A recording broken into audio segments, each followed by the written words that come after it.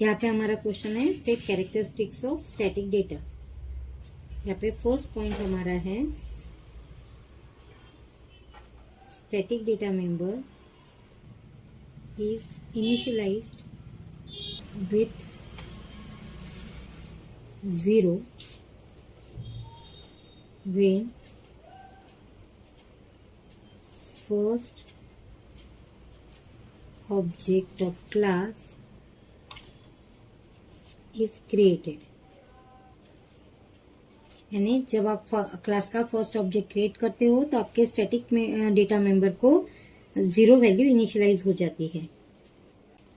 Only one file is created for all objects।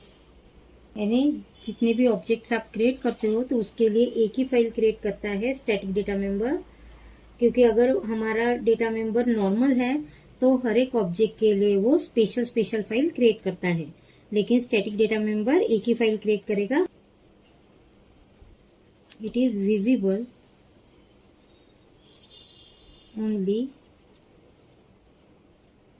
With in the class के अंदर ही ये विजिबल रहता है, but its life time is an entire program. लेकिन इसकी जो लाइफ है वो एंटायर प्रोग्राम रहती है। Then static data member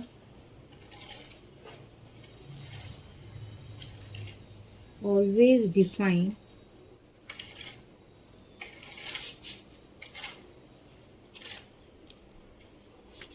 outside the class।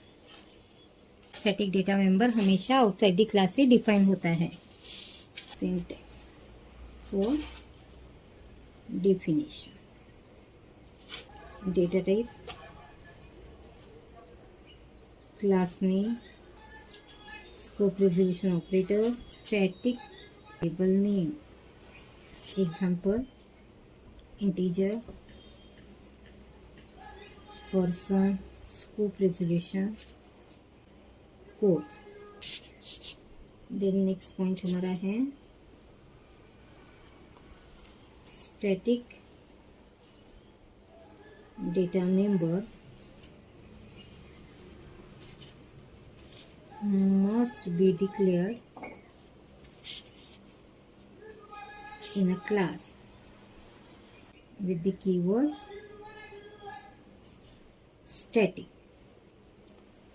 Static data member must be declared in a class with the static keyword। Syntax for declaration, static